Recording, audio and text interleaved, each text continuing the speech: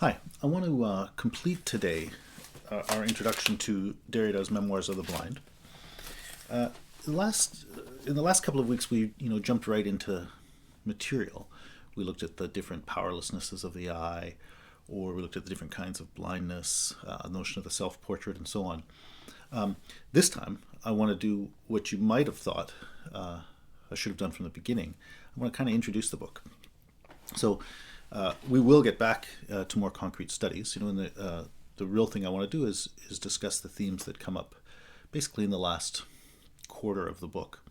But first, I want to say a few words just to think about what kind of book this is, which I hope will be more meaningful now than it would have been if I just said it right off the bat, because you've already presumably engaged with it and we've thought through some themes. And so first, I'll just remark on the style and say a few things about that, and then talk a little bit about the content. But about the style, the thing that's noticeable is that it's more or less a catalog of an art show, which is not the usual kind of philosophy book that you read. And I mention that just because it seems to me that should be something that's plays a role in your thinking about what you're doing when you're reading it. And I guess I want to say two things about that. The first is that insofar as it's a catalog of an art show, like it's about a bunch of works. And so to read this book well, you need to engage with those works yourself. The book has many great prints in it. And it's those prints that Derrida is largely talking about or talking through. And so reading the book doesn't just mean staring at the sentences and thinking about them. It also means staring at the pictures and thinking about them. So I want to mention that about the importance of trying to work through some of the works he's actually thinking about. And about that, I want to note, how specific they are. Right? They're works that are in the Louvre. Derrida had the amazing opportunity to run a show based on their collection. What a great position to be in. And so this is the show he designed. But he didn't just design it from scratch out of whatever thing he wanted, right? He had to work with their collection and so on. And so that means, the works they're from a European museum, and so they're mostly works in the European tradition. And that means the content of those works is very often drawn from Hebrew scriptures, Greek antiquity, and so on. And so to engage with those works, you need to know those stories, and to engage with Derrida's book, you need to know those stories. So I wanted to draw attention to that, and the idea that if you're going to make sense of the things he says, you also need to learn a bit about the story of Abraham, story of Moses, story of Paul. Those are Abraham and Paul are ones that I am particularly focusing on in these lectures. I talked about Abraham already. I'm going to talk about Paul and Abraham more today. I talked about Tobit and so on. I also want to draw attention to the fact that there are lots of things I'm not going to talk about in the book. Right? So there are stories of Samson, stories of the brothers, Jacob and Esau, Derrida and his own brother. Stories from some of the Greek stories about Medusa and Perseus, that is especially related to stories about Freud and castration. There are an awful lot of themes in the book that are pretty powerful ones that come up on virtually every page. I'm not really going to go through those, not because they're not important, but because I'm trying to get into this book by emphasizing what I think is the core path that you need to engage with to really be on board with what he's doing and to see the point of what he's doing. So I'm going to come back and talk about that in a minute.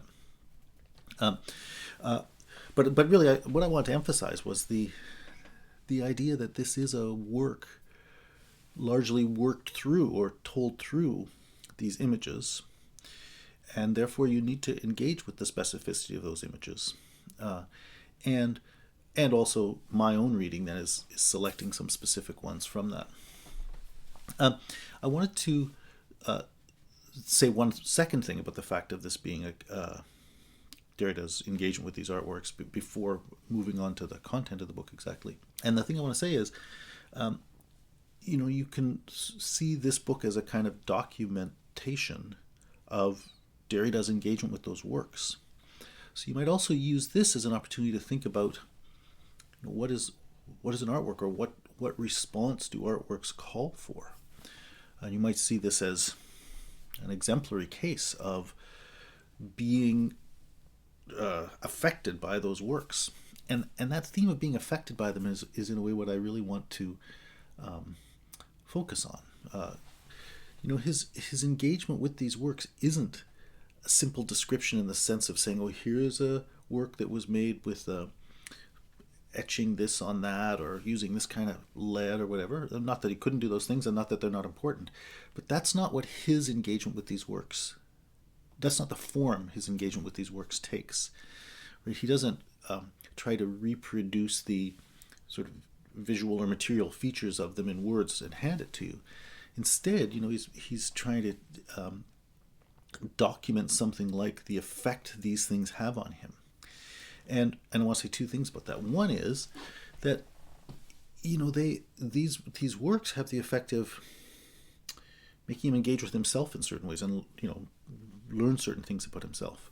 So there, I want you to think about the interesting relationship between engaging with the artwork and the self-portrait. Right? In a certain way, if the work doesn't turn out to be a self-portrait, you might have kind of missed the point, right? If you don't learn something about yourself through engaging with it. So that's one thing to think about. And the second thing then again is like what you're learning, or what kind of engagement that is. And I think the message that right, the effect these things have on him in some significant way is to move him or stir him in a kind of moral or even spiritual way. So I'd like you to think about that, right? That the in a way you might not be getting the work if it weren't experienced by you as a kind of self-portrait, and further, if as a self-portrait it didn't carry with it a certain sense of certain experience of responsibility or something like that. Anyway. I'm just putting that in your mind now as you think about what kind of writing this is. Those themes that I've just mentioned are going to come up back again at the end, especially when we talk about weeping. But before doing that, I want to now move from talking about from introducing the book by talking about its style to introducing the book by talking about its theme or its point. And so, on page 2, he says, the point of view will be my theme. And then again, right at the end on page 126, he says, and the point of view will have been our theme. And it comes to other stuff on page 116, 117 you might like to look at there. But I just want to draw attention to those remarks that frame the book, the beginning and the end. And actually, as an aside, I haven't worked through it rigorously. But, I wonder if the book has something like a kind of ring structure or mirroring structure or something like that, because there are many themes that you'll see sort of brought up at the beginning, and then they're brought up again. And that's going to come up today when I talk about the Transcendental and the Sacrificial. That's kind of introduced somewhere around page 30-something, and then it's going to come up again around page 90-something. So I don't know exactly, I haven't worked out precisely how all the themes come up, but to some degree, it seems clear that things come up and then are repeated as you approach to the end, and it may be very symmetrical. I'm not sure. In any case, he says the point of view is my theme. If anybody else were to say that, you'd think, oh, that's pretty straightforward. It's a little bit less than straightforward in this book, since virtually every part of that sentence, my sentence is in English, but still, virtually every part of that sentence is investigation. It is under investigation in the book. Like, point of view is under investigation. Theme is under investigation. My is under investigation. Even of. A point of view will be my theme. Is a bit of a minefield.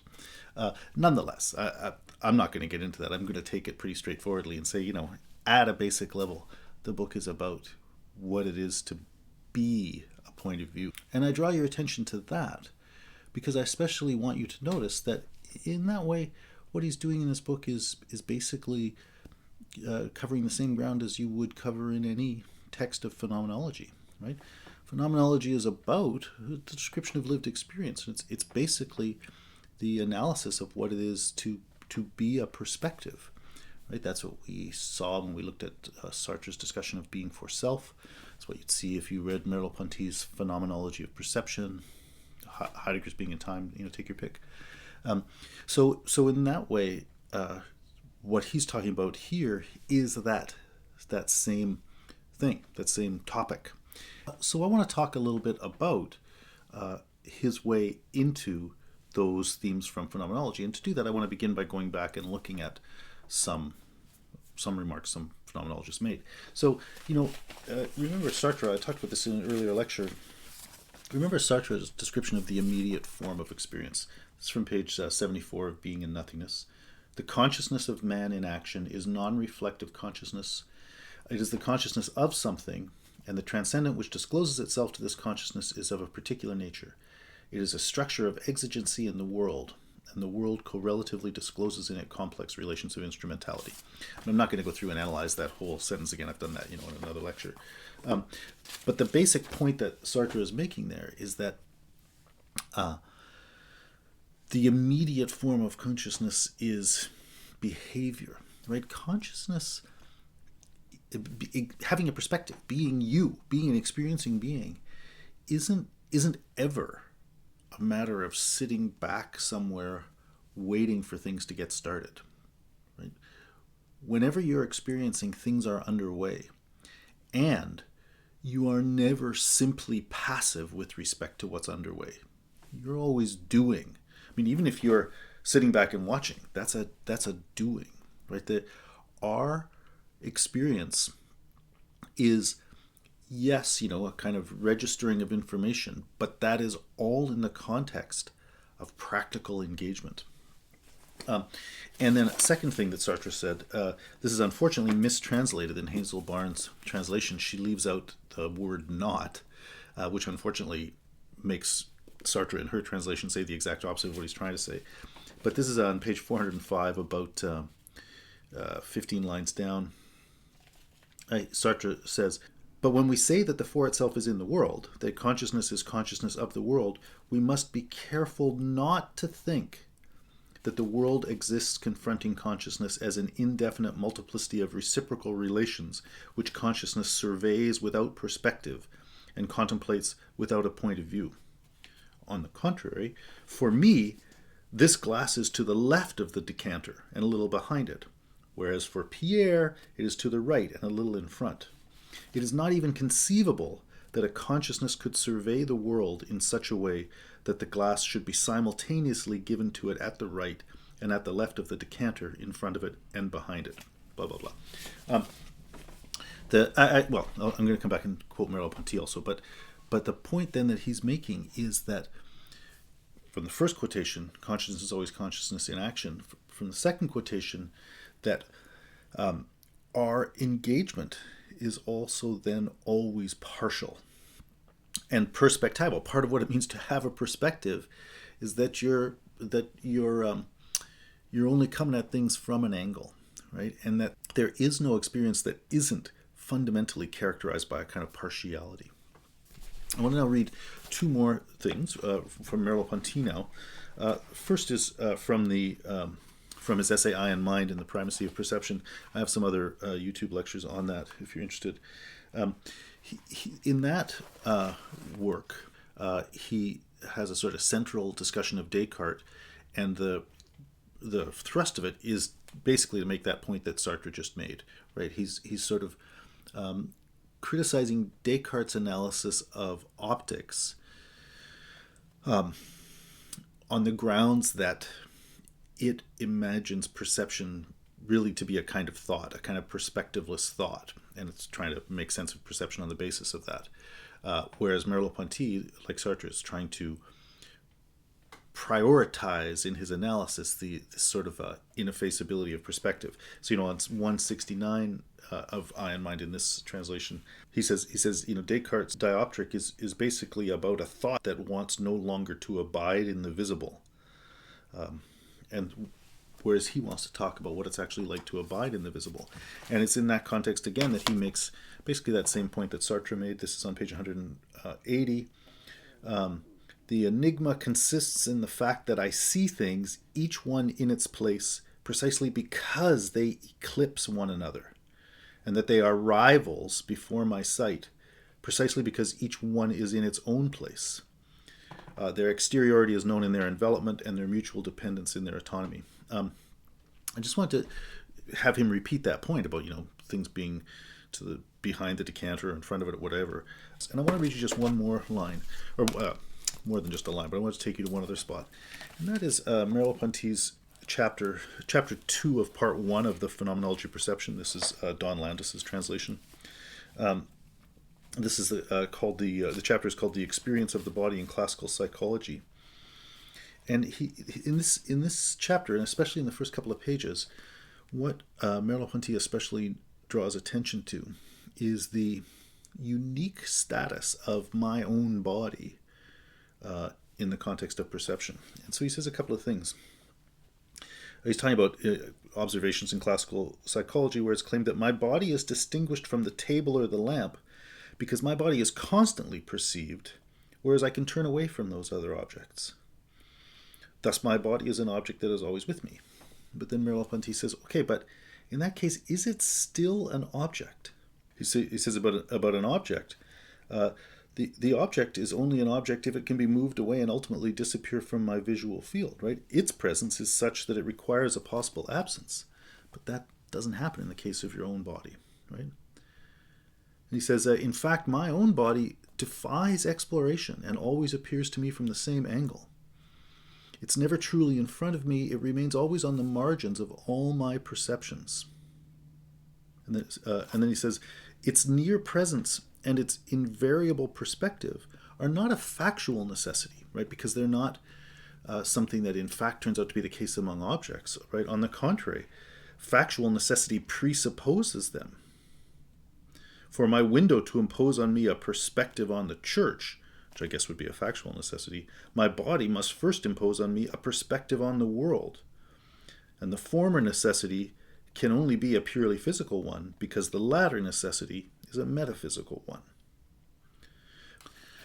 So there, I want to bring out there the way, Merleau-Ponty's saying the same thing that Sartre says in his analyses, but he's bringing out a pretty nice point, right? That your body, and which sort of appears in the margin of your perception, is an ambivalent object of perception. It doesn't meet the normal rules of object, because it's that by virtue of which there are objects. And as he says, your body defies exploration. Like, there's a fundamental way you can't make your body your object, right? And so in that sense, you could say the body, that which gives you perception, is itself a blind spot in perception. And then he makes this other very nice point that the possibility of having the experience of necessities in the world rests on the fact that the necessity that is your body is not of that type, right? For your experience, your body is the condition of possibility. It's not one of the things that might or might not happen in the world. It's not something that happens to be the case according to worldly conditions. It's rather that which must already be the case in order that there can be any experience of worldly conditions. So I wanted to bring that out, again, the same basic point that was being made in Sartre, because I wanted to bring out that theme of blindness and the blind spot that is definitive of the perspective, and also to bring out this notion of that as a kind of condition of possibility.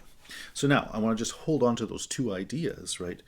The body as the blind spot that is the conditions of possibility of perception, and also that theme of the way that consciousness is always partial, and that partiality isn't just the theoretical partiality that you only see from an angle exactly, but rather that having that partial perspective is always a matter of action. It's always a matter of committing yourself to engage this way or that. So with those things in mind, I want to just think now a little bit about that how we might describe that distinctive logic of consciousness, right? That consciousness has this unique character that, in order to be itself, which is to say, in order to enact its own logical structure, it also has to be an action, right? So, and so the notion of the body that I was just talking about with Sartre and Merleau-Ponty, I think really captures that well, right? The body is on the one hand, he's talking about this kind of conditions of possibility of experience, right? It's what is the logical structure of experience, right? That it's embodied and that has these various characteristics and so on. But the very thing that we've just given the logical structure of is something that only exists as a one-sided process of practical commitment, right? A response to exigency, right? Action. So if we want to talk about the logic of the body, the logic of experience, meaning how to characterize, how to define it, what we mean by experience, that logic is neither strictly, that logic is not strictly logical in the sense of only referring to a structure, because it is precisely a structure of something that only exists as an activity. Again, just as an aside, you might remember Derrida talking in the signature event context about the notion of the performative, right? The notion of certain kind of language that only exists as the bringing about of a certain kind of effect. You might see something similar here, right? That experience only exists in being experienced, or in actually experiencing. But actual experiencing is always a specific experience. It's always this or that. It's always this particular one-sided engagement. And so the thing we're trying to describe is something that on the one hand has a kind of universal structure, but it is a universal structure that is also, but it is a universal structure that is the structure of a one-sided partial action, something like that. So I wanted to bring that out as a way to enter into Derrida's discussion then of what he calls the transcendental and the sacrificial. And I just want to read you two quotations about that before going into talking about it. So the first one is on page 41. He says, he's talking autobiographically, he's chosen the theme for the exhibition. He says, now that the theme is chosen, I hesitate between two paradoxes, two great logics of the invisible at the origin of drawing. I shall name them, these two great logics of the invisible at the origin of drawing. He says, I shall name them the transcendental and the sacrificial. The first would be the invisible condition of the possibility of drawing. Drawing itself, the drawing of drawing, it would never be thematic. It could not be posited or taken as the representable object of a drawing. Interesting to think about that in relation to what Merleau-Ponty said about the body, for example. And he says that the second, then, the sacrificial event, that which comes to or meets the eyes, the narrative spectacle or representation of the blind, that's the one place where he talks about them. And then again, it comes back again on 92. He talks about a hesitation, again, between a transcendental and a sacrificial thought of the drawing of the blind. A thought of the condition of possibility and a thought of the event. So it seems to me that what I've been doing so far in analyzing drawing and looking at the powerlessnesses of the dimensions of the powerlessness of the eye and so on, and earlier in talking about language and iteration in the context of signature event context, it seems to me what I've been doing in talking about those things is emphasizing the transcendental side of things. That is to say, I've been taking a certain kind of experience, the experience of a line, the experience of meaningful language or something like that, and looking at, what has to be in place for that to happen. Right? So we were doing the same kind of thing that you would do in Kant or Fichte, Schelling, Hegel, any of those people, Husserl, to bring to light those kinds of processes and structures that make it possible for you to have this experience, but that, as Derrida was emphasizing, are concealed or eclipsed in having that experience. And so that's more or less what I've been doing so far. What I want to do now is focus on that theme of the sacrificial, right? So what is the notion of the sacrificial that's different from that. And here the point is that when I was just making about action and partiality and so on, right, that those transcendental conditions we were talking about were the conditions for experiences of partiality. Experience is always this partiality, partial in the sense in which we were just talking about. So to bring out the sense of a sacrificial logic in relationship to that issue of action, I want to go back and think again a little bit about Abraham and Isaac. Right? Abraham experienced himself as being called by God to sacrifice. Right? So the thing that I was emphasizing when I was talking about that was the way that his action breaks out of familiar structures of rules and so on. Very important point. But now I want you to think about what it actually means to call that a sacrifice. Right? He took his son and he was going to take him up onto the mountain and kill him.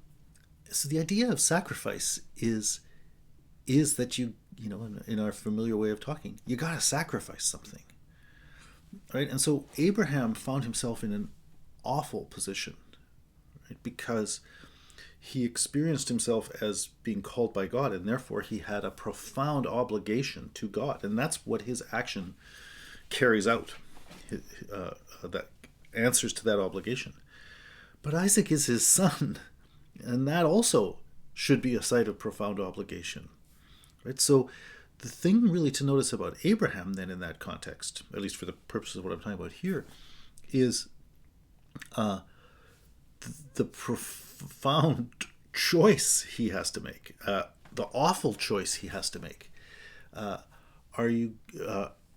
He is, in a way, he experiences himself as chosen by God, but being chosen by God means he has to choose to accept that calling and kill the thing that matters to him more than anything.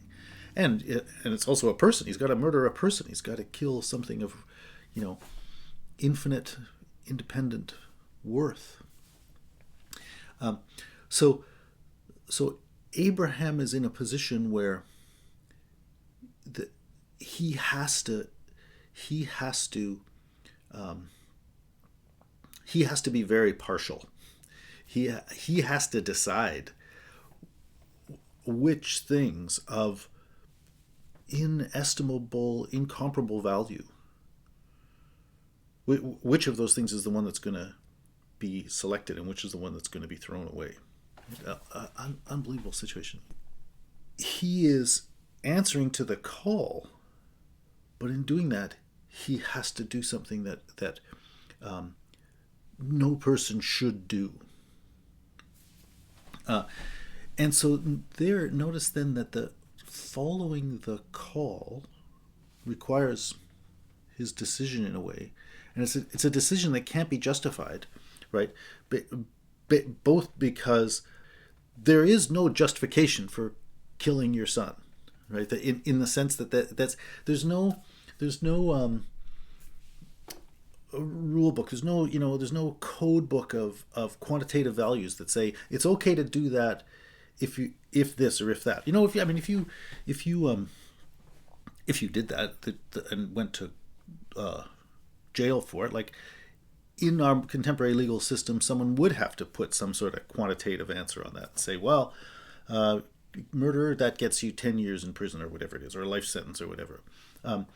We do have a legal system that requires that there be a kind of economy of values, a set of rules of exchange. If you do that, you have to give this in exchange. If you do this, you have to give that in exchange.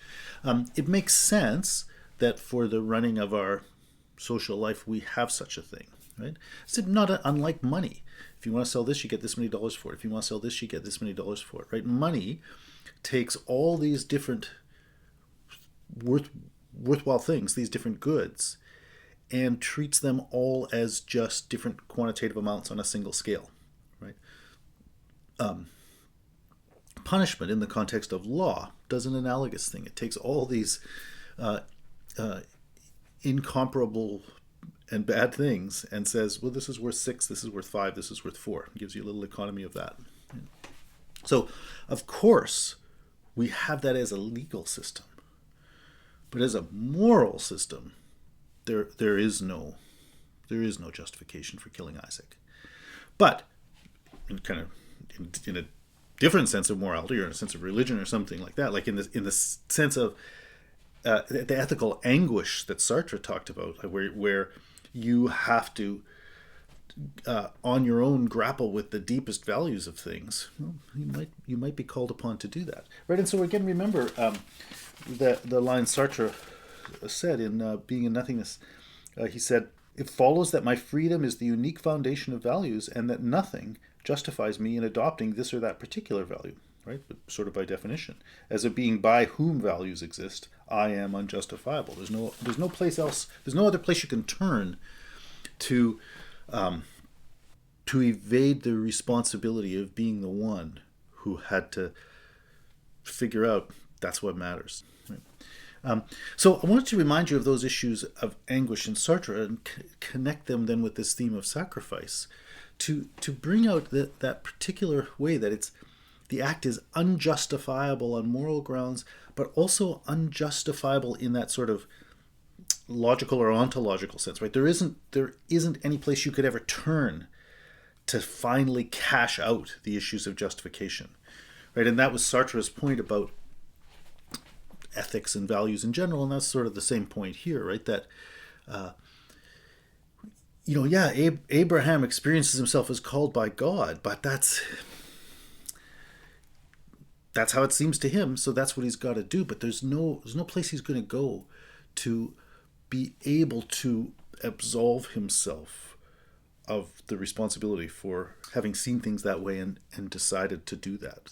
Decided that, yes, this means I have to kill my son. And so, so I guess then I want to say two things. I want to contrast that view of sacrifice and the logic of sacrifice that I was just trying to bring out there with the very thing I was talking about, that sort of familiar sense of economy where everything can be translated, right? So that's the first big point I want to bring out. And now about economy, if you go back to the story of drawing the line and we look at that issue of the second aspect of the powerlessness of the trade, which was the withdrawal or eclipse, the differential inappearance of the trade. Right? Remember the point I was making there was that when you have the line drawn across the page, everything seems visible and clear. There's a space and a line in between them and so on. You have a whole marked out system of orderly identities that fit together very well. Right? That familiar view we have, that's like the view of economy. Like we live with a world that's where the decisions have been made and all the rules are laid out that this fits with this and this fits with this and so on, right? That's our everyday sense of what experience is. That's our everyday sense of what perception is. You just look around and see the way things are, right? And the point Derrida was making with that second aspect of the powerlessness of the I was that in the apparent clarity of all these things, something is concealed, something is eclipsed, right? And more or less that is the deciding, the line drawing that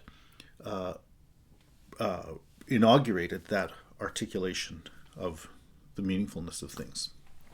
And so another way of saying that is what is concealed in economy is a sacrifice.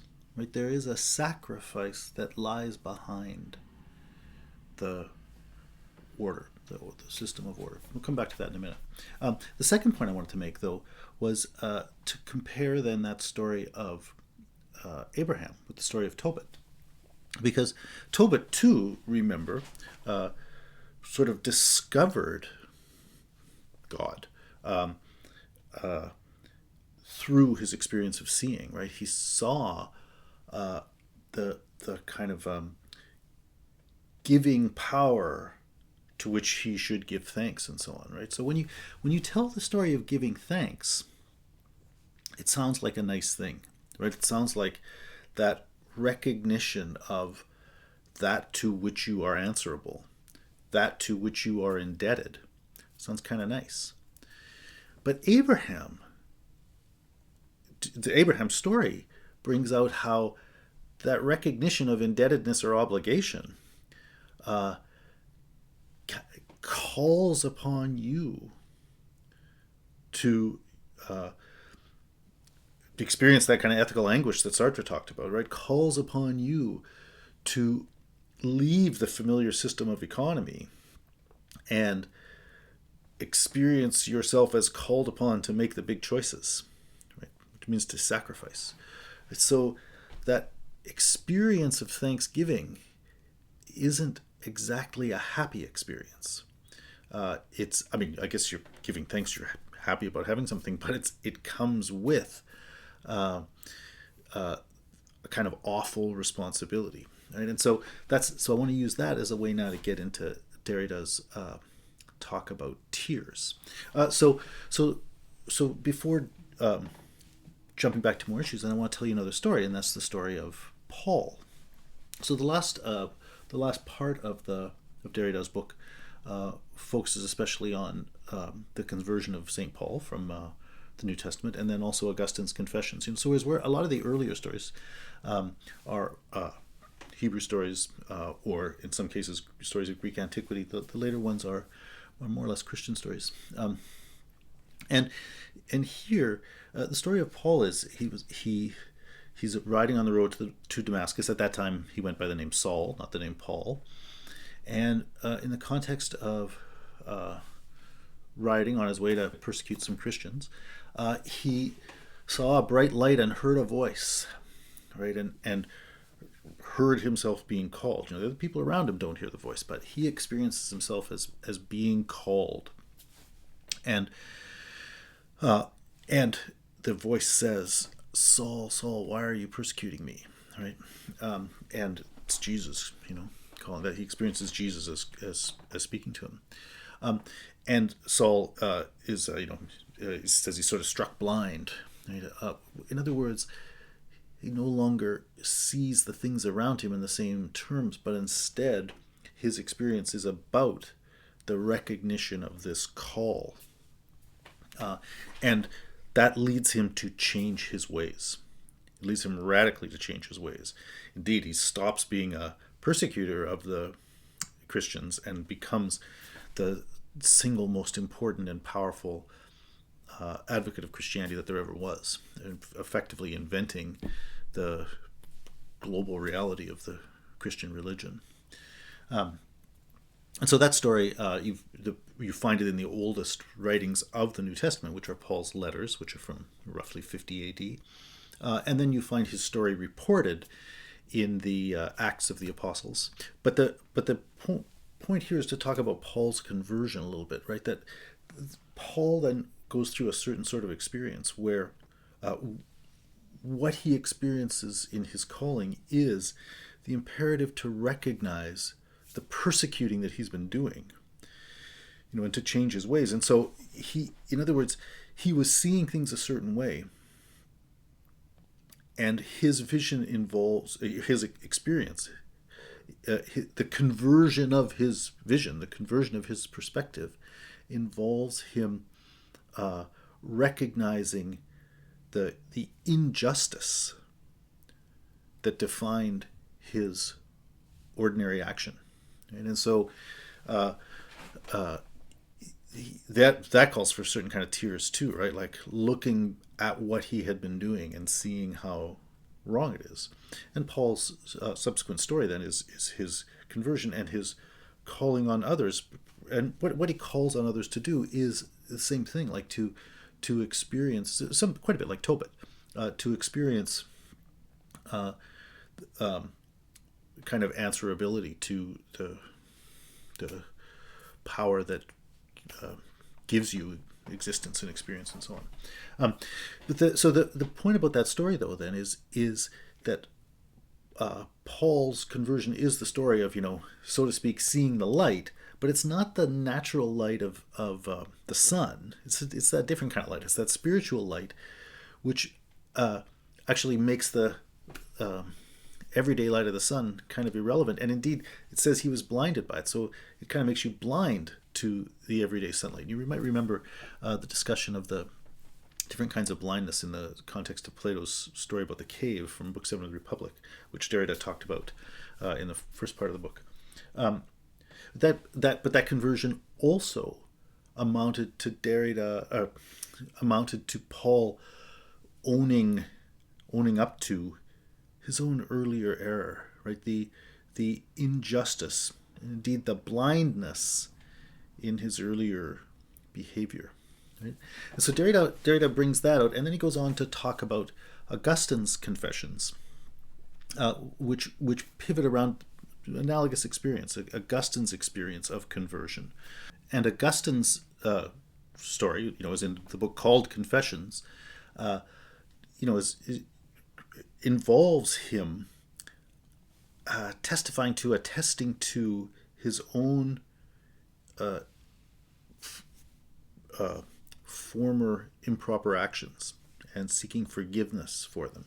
And, roughly that's the same as Paul, right? Paul's experience of conversion involves him seeing, so to speak, the error of his former ways and recognizing about himself that he has been doing something bad, right? So in Paul and then in Augustine, that experience of conversion goes hand in hand then with confessing, owning up to the mistakes one has made and seeking forgiveness. So that's why Derrida says on 117, in Christian culture there is no self-portrait without confession. No self-portrait, no way of portraying yourself, no way of recognizing yourself that isn't a recognizing yourself as having done bad things, as having been blind, and in the context of that blindness, been in error. But you're also taking responsibility for your blindness. You're saying, oh, that was me living on the basis of faulty ways of seeing, faulty ways of interpreting, right? So remember the discussion of Coypel's drawing of error, right? And Derrida talked about that, the distinctive kind of error that's not the constitutive blindness of nature, but the error of, wearing a mask that it's in your power to take off, right? Well, that's what you have to recognize about yourself, right? So when you're in the process of conversion, or when you're carrying that out, that picture of the guy with the blindfold on, that kind of is your self-portrait, right? And so, yes, so as he says, in Christian culture, there is no self-portrait without confessing, because the conversion is the recognition about yourself, the acknowledgement about yourself, the owning up to about yourself of the errors of your former ways, right? And so he says then again on 121, he says, a Christian drawing should be a hymn, a work of praise, a prayer, an imploring eye. In other words, it should be a prayer, and it should be imploring, because that confessing then is also, asking for forgiveness. So forgive me, Father, for I have sinned. That is the self-portrait. It is the recognition of yourself as failing, the recognition of yourself as acting blindly and seeking forgiveness. But also, as he says here, he says imploration, revelation, sacrifice. So again, going back to Paul first, Paul recognized the error of his ways, but that he experienced then as the call to try to get others to make a similar kind of recognition, right? Abraham experienced the call as an imperative to act. I won't get into trying to interpret what that act was. The point I want to make in each case is, that experience of the call of calling. We already talked about how Thanksgiving, sounds nice, but the thing is that the very character of that calling is that you are experiencing yourself as chosen. You are experiencing yourself as called. That is to say, recognizing that thing you're answerable to and that you're indebted to is experienced as the imperative for you to act. But your action is going to be like Abraham's action, and therefore the revelation is a revelation of being called to sacrifice, right? So So I want to bring this back then to that initial theme I started with of the sacrificial and the transcendental, and bring out a point from the story that I've just been telling that connects us back to that theme. So initially I was saying that so far I had been talking about the transcendental, in that I'd been talking about the conditions, the possibility of our experience, and so on.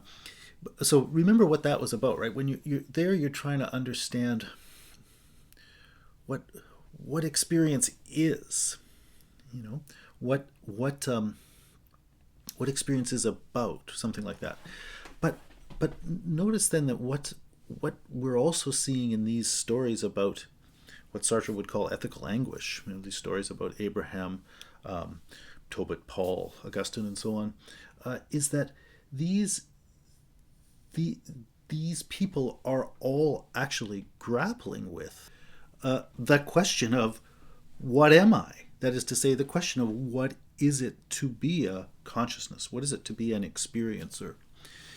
And that question leads to that recognition of a kind of indebtedness, the experience of that indebtedness thus as a kind of call, etc., etc.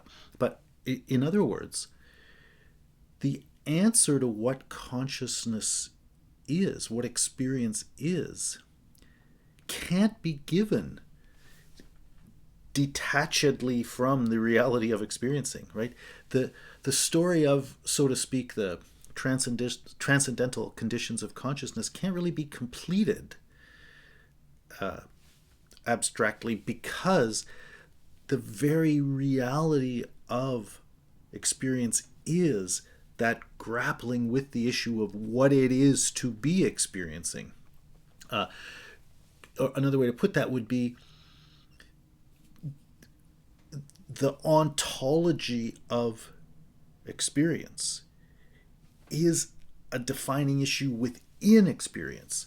And so these figures, in a way, find that question answered ultimately in that experience, that imperative experience of debt.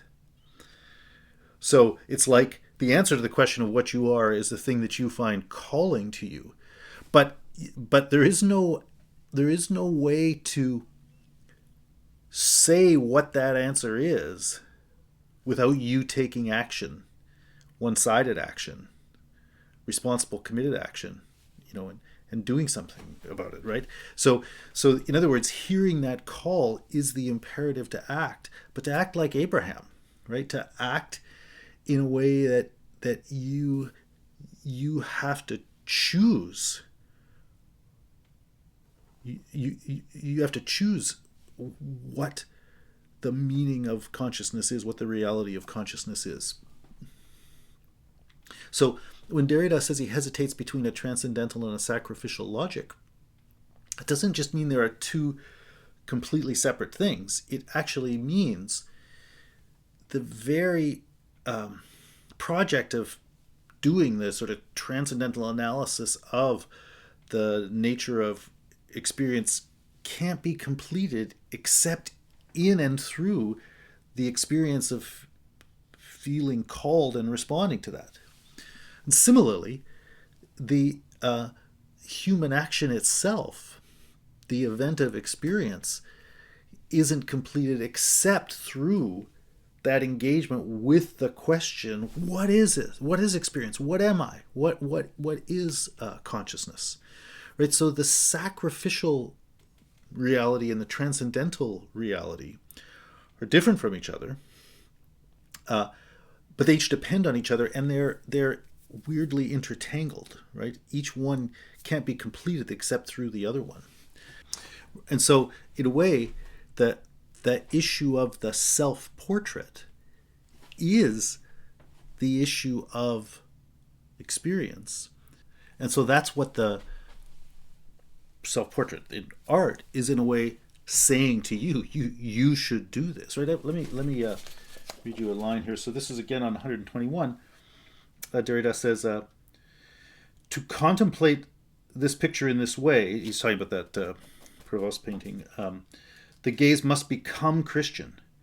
It is not that it must already be converted, but it must be in the process of conversion, learning to see the divine condition of the picture itself. I mean, it seems to me that point, he's making about a particular work, but it seems to me that point can be made more generally, right? That these works in a way are exhorting you to make a kind of recognition. And it is to see yourself portrayed, but to do that is to see yourself as the one who needs to acknowledge the blindness that was integral to what one formerly took to be seeing, and to turn to experience that imperative to, act in response to what is ultimately meaningful. So the painting in that sense is a kind of exhortation in anticipation of an act, right? There should be an event of experiencing, which is your recognition of yourself as called, basically. There should be an event of experiencing, and that should be what's portrayed in the painting, right? But the painting, the self-portrait is always in ruins, right? The painting can't exactly be the event. It can only be the exhortation for you to enact the seeing that lets it be the presentation of that event, right? Let me read something he says then on page 122. By praying on the verge of tears, the sacred allegory in that painting does something. It makes something happen or come, makes something come to the eyes, makes something well up in them by producing an event. It is performative, something vision alone would be incapable of if it gave rise only to representational reporting. Again, that's the point from the story of Tobit about observing as opposed to simply seeing. But the point again then is that when we take our perceptions simply to be the neutral recognition of fact, right? When we take the world of our experience as it is already divided up, as if that were just the way things are, rather than recognizing that the very way our world is articulated rests upon some decisions to which we have blinded ourselves that involve sacrifice, right? As long as we see what's apparently visible without noticing that, we're only engaged in that kind of representational reporting. But that's vision blind, that's experience blind to its own deeper reality, which is the imperative intrinsic to it to grapple with its own meaning, to grapple with the responsibilities to which we are answerable, to grapple with the indebtedness that is constitutive of experience, and which we are already drawing on without answering to honestly in that familiar everyday experience, which is our living like the man in the blindfold in the Coypel drawing. So what we should see in the drawings is a challenge to the blindness of our complacency in accepting the economy of everyday life, and instead replace that with the tears of acknowledging the errors in the injustice already implicit in that way of acting, and couple that with the experience of the urgency of turning to what really matters, that to which we are indebted, and holding ourselves responsible to act in accordance with that. And so let me read one more line finally, just relevant to art. On page 119, he's been talking about Augustine and so on, and he says, would St. Augustine thus condemn the temptations of all Christian painting? Not at all, just so long as a conversion saves it. All I want to say about that then was to bring it back to this initial question of what Derrida is doing in the art gallery and so on. I think the question again is, what do you see when you see the artwork? And the the the point we might draw from this is that the artwork should be something that you experience as pushing you to make this kind of, calling you to make this kind of recognition, right? And so, do you relate to the artwork simply at the level of representational fidelity, right? Or do you see it as calling for a kind of event, right? That would be kind of a question with respect to art. And I guess I would say the same thing then. Remember that in Tobit, right? You have the event, and that leads to the narrative, that leads to all the drawings of Tobit. I want to go stick at the narrative levels. I mean, you can also ask yourself, what do you hear when you hear the story of Abraham, or the story of Vishnu, or the story of Mitra, or the story of Muhammad, or the story of Paul, right? I bet if you're like most people, you have those things all cased away in nice little packages where you think, oh yeah, I know what those mean, and you either think, oh, I believe them, or I don't believe them, or whatever. But remember, those stories, like these paintings, well, I think part of what you would get out of this is the idea that those stories, those narratives, like these drawings, are things that you should be experiencing as calls to transform yourself through what they can tell you. And so that's, I guess, part of the question to yourself as well. Like, not just about how do you respond to those things you recognize as art, but how do you respond to those things that you recognize as religion? Remember there, art and religion, like those are parts of neatly drawn little maps that you made. I guess your culture made them, but you took them over and you just accepted all those little lines and all those little boundaries. Well, you need to rethink what the reality is that was being put in those little packages. So I think that's enough.